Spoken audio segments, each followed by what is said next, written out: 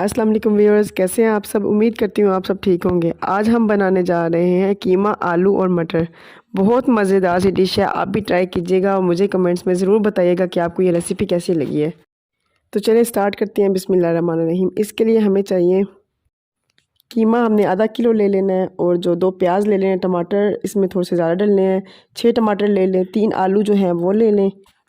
Pressure cooker में हमने प्याज जो है ना वो काट के तो इसमें डाल लेने हैं। 1 कप जो है ऑयल में हमने इसको फ्राई करना है। प्याज़ों को ज़्यादा फ्राई नहीं करना, बस हल्का सा कलर इसका चेंज होना चाहिए बस। जब प्याज फ्राई हो जाएंगे तो फिर उसमें हमने कीमा डाल के फ्राई करना है। साथ ही लहसुन के साथ 8 पीस जो है ना वो भी साबुत ही हमने डाल देने हैं और उनको फ्राई करना है।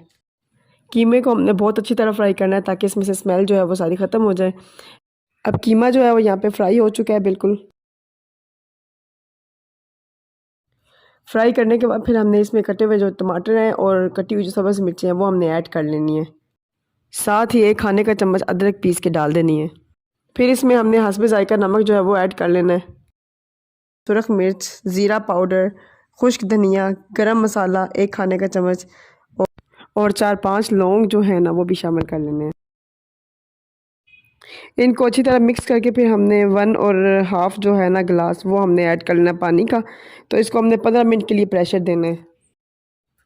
अब यहाँ पे 15 मिनट के बाद जो है कीमा वो अच्छी तरह गल चुका है। हमने अब इसमें मटर और आलू जो है ना वो भी डाल देने हैं।